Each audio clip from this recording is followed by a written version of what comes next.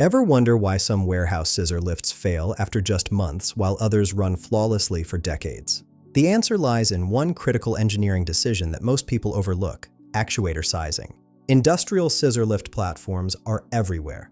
They're in the distribution center moving your online orders, the factory assembling your car, even the pharmaceutical plant making your medications. These mechanical workhorses quietly power modern manufacturing. Yet, choosing the right actuation system remains one of the toughest engineering challenges out there. Here's why this matters to you. An undersized actuator means premature failure, costly downtime, and potential safety hazards. But going too big wastes capital, cranks up energy costs, and creates control headaches.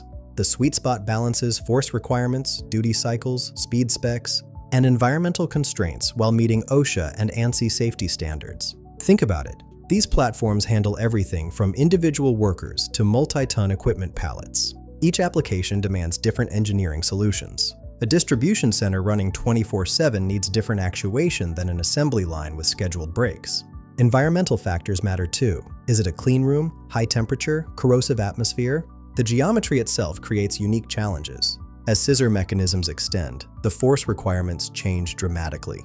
That's before considering dynamic loads, acceleration forces, and safety factors. Whether you're designing a custom material handling system, specifying equipment for a new facility, or troubleshooting existing installations, understanding these fundamentals ensures reliable performance and regulatory compliance. Modern actuators now offer precise control capabilities that match these demanding requirements, but only if properly sized and selected. Want to dive deeper into force calculations, actuator technology comparisons, and compliance requirements? Find the link in the description below to read the full article.